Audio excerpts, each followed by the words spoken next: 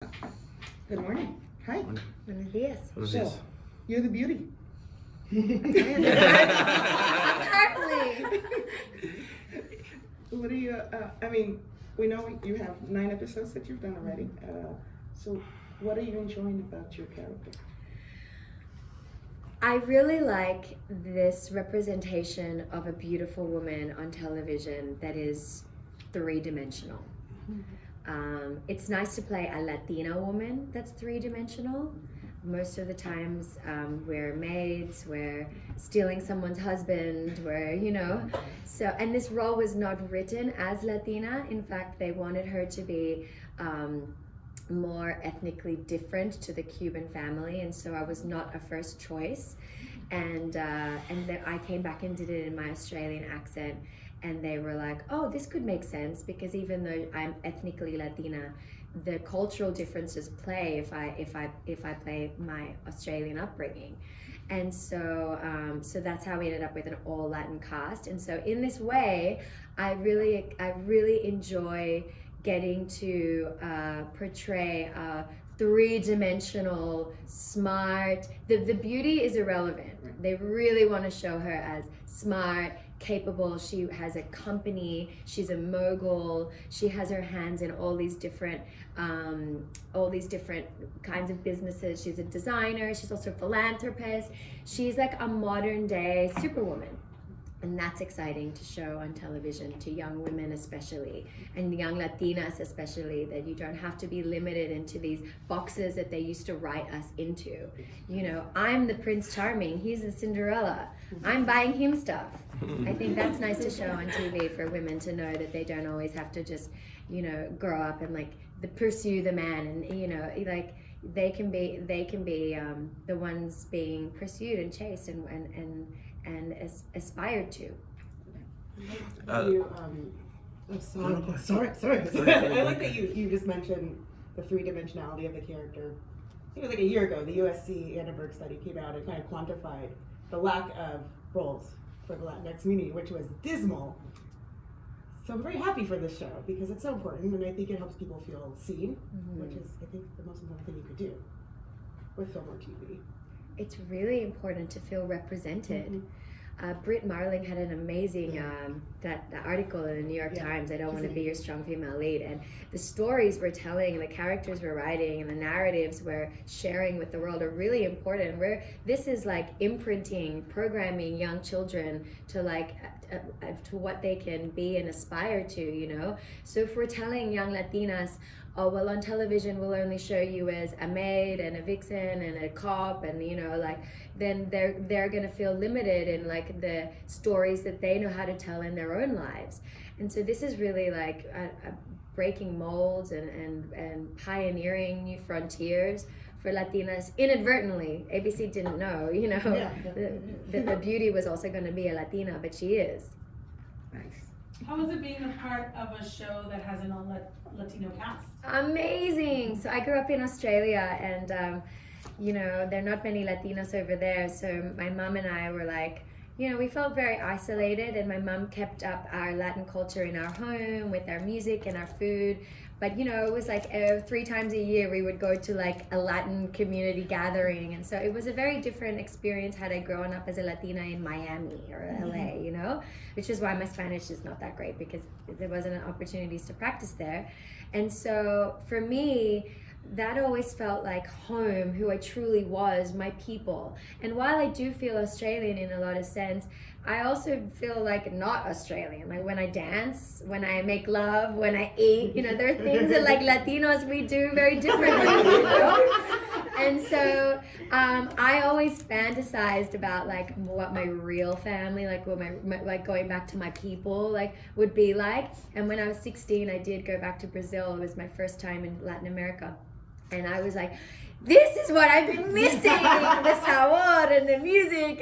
And I actually dated a Brazilian guy for a couple of years, and what I really kept going back to visit him was for his family. I loved being with his family. I'd never had that big Latino family. So now I get to have one on TV, and they've also become my real life family. And then we got to film in Puerto Rico, which is an amazing island, and I love the people, and that became a family too. You, the crew, and the island itself. I'm moving back there. I love it so much. So And I was actually going to ask you that because I was doing my research yesterday, and I'm probably going to ask all the Puerto Rican questions because I'm Puerto Rican. But I was doing my research yesterday, and I was looking at your Instagram, and I was looking at all the videos and how much fun you had while in Puerto Rico, and I saw that love jump from the screen of Instagram literally into real life. So tell me about your experience about having the opportunity to film in Puerto Rico. Well, first of all, it was really wonderful to be part of the rebuild, because, you know, they really need the money, and they really need the work, and they really need the creativity. And, you know, so that was, it was so lovely to work somewhere where they're so grateful for us to be there. And they're all so wonderful and creative, and just like, it's such a good vibe on set. Like, Puerto Ricans are really wonderful people, and their mentality, I think because I'm from Australia too, there's like that island mentality of like really chill and really like to enjoy life and don't take things too seriously. There's no road rage. I didn't see any, you know. So that's the kind of like typical like idea of what a Puerto Rican is: fun loving and likes to enjoy life. But then diving deeper into that, the opportunity of what Puerto Ricans have to be able to do there now post Hurricane Maria is very exciting to me, because in the rebuild they get to decide what do we want to keep and what do we not want to keep. And I actually got really fascinated about the topic of food in Puerto Rico, which is a whole nother topic, but I was really troubled by the Americanization of the food in Puerto Rico, all the Burger Kings and McDonald's, and how that's been impacting the health of the island. And that's not our heritage. That's not what we were eating before the Americans came in and before the Spanish came in. You know, we were healthy. We were growing our own food. So I decided to move back to work on a farm there, to really pioneer females in agriculture, and to show Puerto Ricans and Latinos like, hey, we need to start caring about our food and growing it ourselves and not importing all of it. You know, this is like an island where 75% of the farmable land is not being farmed. So I'm hoping to tell that story in Puerto Rico so that it has a domino effect for the rest of Latin America, so we can emancipate ourselves and decolonize the way we see food and really grow it ourselves and know where it's coming from, and take our health and our food into our own hands. That's amazing. Yeah. That's great. You should do a documentary about that. I'm making it. Yeah, because people. That's need my it. next I project. love it. Yeah. I had no idea. Turning down Marvel. Nothing. We're doing a documentary on food. How are things at home in Australia? Not good. Same situation. We're not growing the food we should be growing. We're not treating the land with respect. And the fires came through, and it was like an atomic bomb was dropped on the country. I smelt the smell of 1 billion animals burning. Oh my God. So I witnessed climate change up front and personal, and I will never be the same again. And this is why I'm so passionate about like really looking at the way we live, from the choices, what we're eating, how we're dressing, you know, like the clothes we wear, the textiles. This all have impact on the land and on the earth, and that's what's warming her.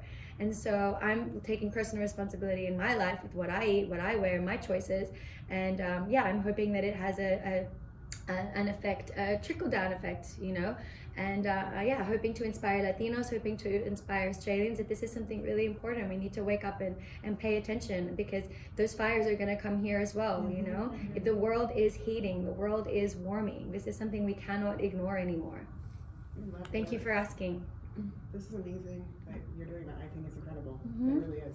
I'm trying to sneak all this into the show as well. That was my I next had a question. scene where I was writing, because I have a fashion line, so they were like, the opening line of the scene was a man telling me, sales of bikinis and sarongs are up by 50%. And I was like, can we squeeze in a line about sustainability? And they let me. But I'm like, this is important, guys, especially if she's supposed to be an aspirational modern woman. You know, like she needs to be, if she's running a business and is, you know, at the top of her game, then that's something that she's taking into account. How sustainable is her business? Are we destroying the earth, or are we making it better? And so I've been able to sneak a couple of things in, and Dean's the showrunner is like, if only to make you shut up. Dan was saying that he finds it a little cathartic to be able to play Lewis, because he gets to channel his inner Ari Gold. It's, you know, so I'm wondering, does your character Noa having only seen the pilot, we don't really get to see too much of her personality at that level. I want to know, do you feel she likes having him around and being the shrewd businessman, the one that runs the interference, basically as a line of defense? I think she's smart, and I think she's careful about her image, and she knows that like you can't be a beautiful, strong woman and be the one like firing people and doing dirty deals and stuff like that, because sadly we live in a society where women aren't allowed to express themselves in that way. Otherwise we'll be labeled a bitch, et cetera, et cetera. So she knows, she understands the world she's living in, and so she likes having him to be able to, you know, politely tell a guy like, so Noah won't be seeing you again, it's time to leave, as we see in the pilot. Or, you know, like later on down the line, Lewis might take matters into his own hands with trying to contain the kind of PR nightmare of her dating a guy that had a girlfriend very publicly until very recently, you know, because the breakup video of Vanessa dumping soup on him is all over the internet, so anyone can do the timeline. And you know, there's throughout the season there's the potential of Noa being painted in the press as a homewrecker, which could be really damaging for her brand. So Lewis definitely takes matters into his own hands, and some might think that his methods are unscrupulous, and it's really interesting to see Noah's take on all of it, you know, and Daniel's take. And they all have a different idea on like what's the ethical line here, paying people off, not paying people off. But I think she's very savvy, and she's a product of her world. She's a modern woman. I would say she's a feminist, but she also understands the constraints she's living in our patriarchal society where women are judged very quickly. Well, kind of to the point about keeping up the image, you know, not being a homewrecker. And without giving too much away, do you think Michelle's character is just going to take an L, or she might be coming around being a psycho ex-girlfriend? What does an L mean? A loss, taking a loss. Sorry, I don't know what it meant. Yeah, take an L. Look down with all the lingo. Take an L, take a loss. I think Dan knew what I meant. Dan knew what I meant. He's like, okay. So, I think while it would be very tempting TV to watch her go on the path of vengeful ex, and I'm not saying she doesn't. I think the choice that the writers made in the season to acknowledge that these are two strong and centered women, and not necessarily go the obvious route of catfight, like when are we going to see that catfight happen, and go a more realistic route. I think that's really interesting, and so of course she's a wronged ex. She's not going to be mad, but that's not to say that she's passionate. She's passionate. Yeah. But that doesn't say that there can't be a potential reconciliation down the line, which is more interesting to watch. And we all, me and Michelle, because we're like each other's favorites. I wish it was the beauty and the baker's ex. I love her. We're like, can we just be friends and team up? And I think that's more interesting. I wasn't a very big fan of Daniel's character at that point in time. I was like, oh, dude, you are mean. And he said no? Yeah. You know, I like that so many people are siding with her. Yeah, I feel like he could have taken care of that before he got to that point.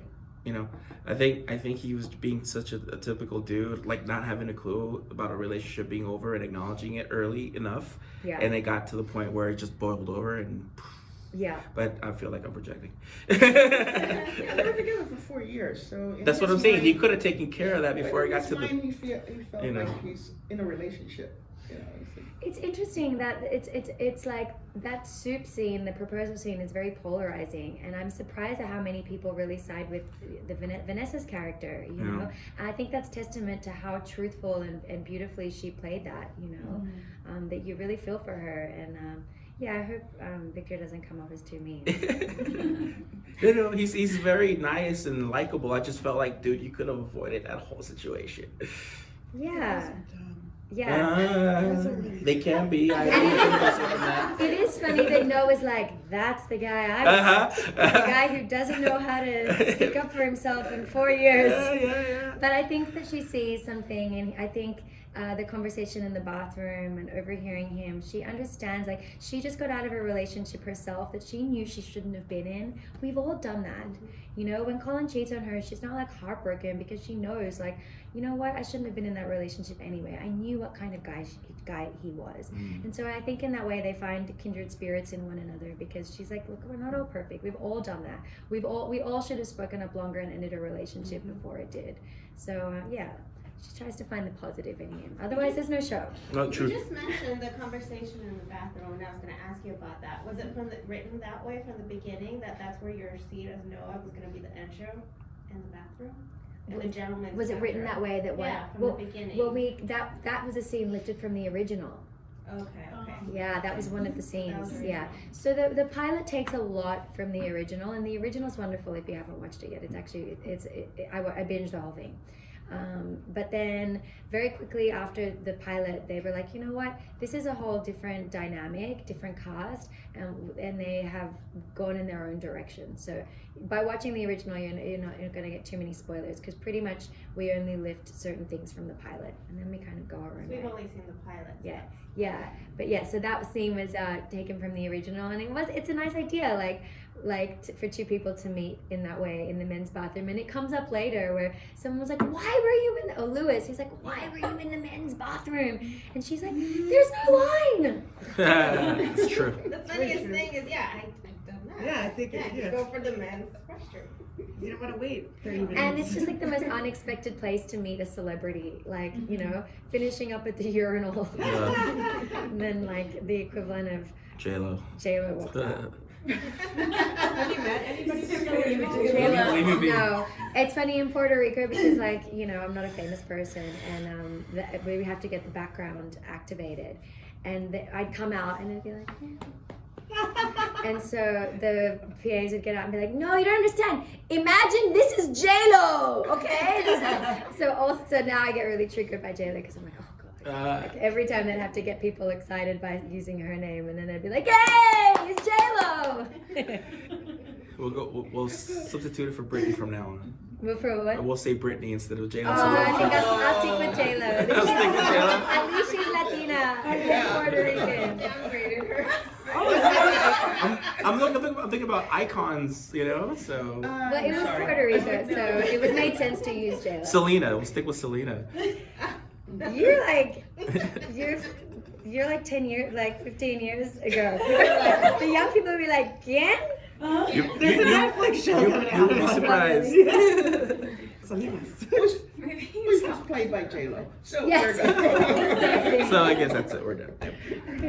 oh my I was going to say that. Any other questions? That's really... The now that you have the 9 episodes down,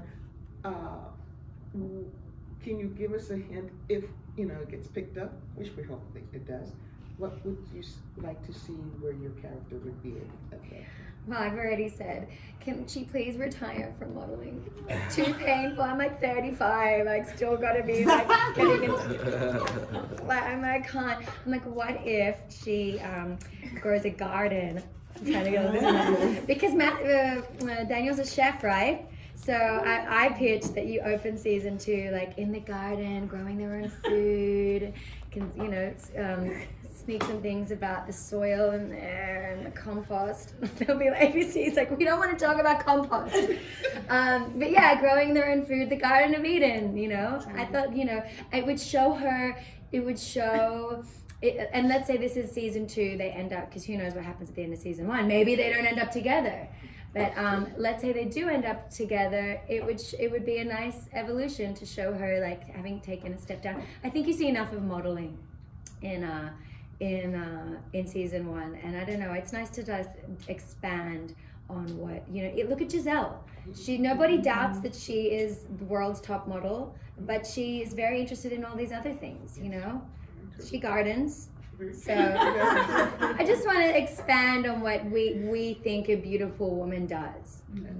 Like it's not all contouring and facials. A person behind the image. I think that's more interesting. Yeah, it definitely is, absolutely. And you see a lot of Noa at the office because she's kind of like a hybrid of like Giselle and Gwyneth Paltrow. She's got like, it's like the Noa lab, it's like the Goop lab. where they test all their cruelty-free makeup, and I made sure that was in there. And so that was interesting. And at first I was worried. I was like, oh, but people want to tune in and see the beauty. Like, don't we need to show more glamour and red carpet? And they were like, the beauty is gonna be there, but like it's more interesting to see you do other stuff. And then when I watched those episodes, I was like, oh, you're right. Like, there's only so much we can take of like seeing somebody behind the scenes at a photo shoot, and is that very like aspirational? So yeah, so I'm excited to expand and see her do other stuff. I do have actually another question. Were you guys actually dangling off of Green screen. Nice. Yes, green screen. I'm glad that it looks so real. That looks so real. Yeah. Mm-hmm. You guys were Dan confirmed you guys were in LA, you, Daniel, and himself for the winter TCA where we got to meet you. And you guys went back to Puerto Rico right after that big earthquake. I was wondering what it was like for you to deal with your crew that, as you mentioned, is a big family. Well, the people were shaken, and also because this is not normal. Like, the last big earthquake was like nearly 100 years ago in Puerto Rico, so people were also not prepared. But in San Juan, in the top part of the island, the effect wasn't as severe, but it was more the south around Ponce, where people, like, I think now are even not sleeping in their homes because they're scared. And like, it's like it's the like emotional, psychological impact that's like the biggest felt. It's just like, how much more can the island take, you know? And then there was like a big loss of like jobs from the earthquake. A couple of I think the big Marvel film pulled out because they're like, oh, this is, you know, it's not feasible. Even our production was really rattled, lost a couple of days, and it's just unfortunate. It's unfortunate because the island is so special and it really does need the work.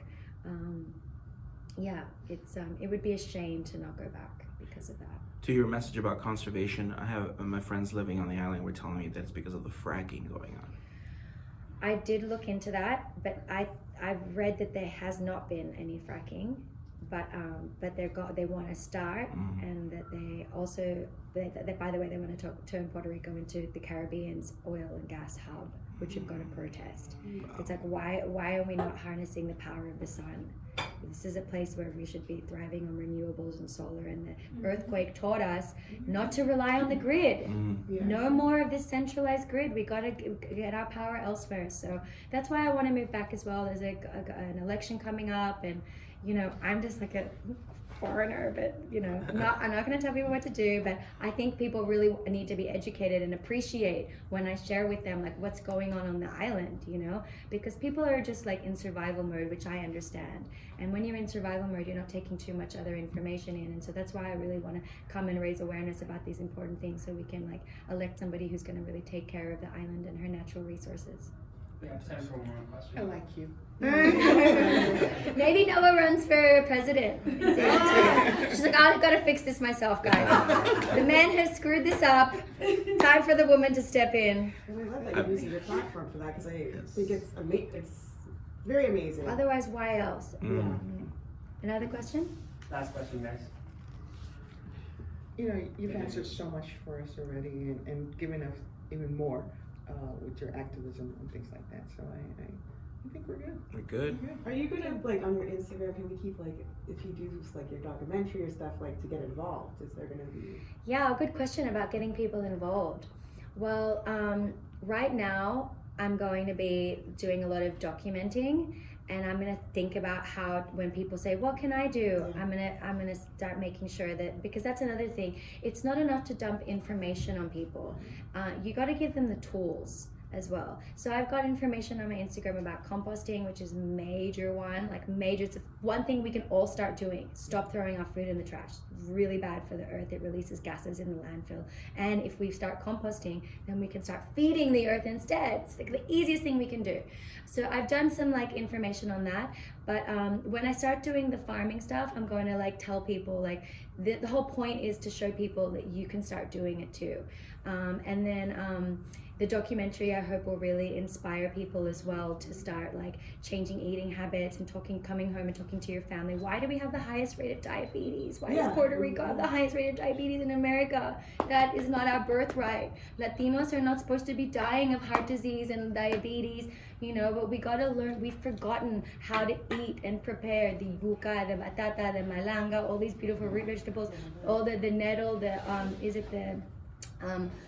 nettle, how do I say it? I forgot the word, but all the greens that grow an abundance on the island. So actually I'm working with some chefs from Puerto Rico that are into using these like native ingredients so that we can teach people, and I'll be putting up some classes and recipes. This is how we're supposed to be eating. This is how we were eating before colonization happened, before pre-heart disease, pre-diabetes. So I'll be sharing the information so you can start doing it at home as well, and keeping what you said in mind to make sure that if people want to get activated, there are ways how. And I guess to end off of that, since you mentioned that, I guess that was my next question. Are you currently working with anyone maybe on the island to get this message out a little bit more? So there's a woman called Tara Besosas that I'm talking to. She has a restaurant called Departamento de la Comida, and she uses all the food from her regenerative farm that she cooks there. And that's just like a starting point. And so I'll be inviting people to that restaurant and holding talks there and stuff. And yeah, let's start getting the word out to Latinos, like to come back to our natural diet and our natural strength and heritage. Yes? Yes. Yes. Thank you. Thank you. Thank you so much.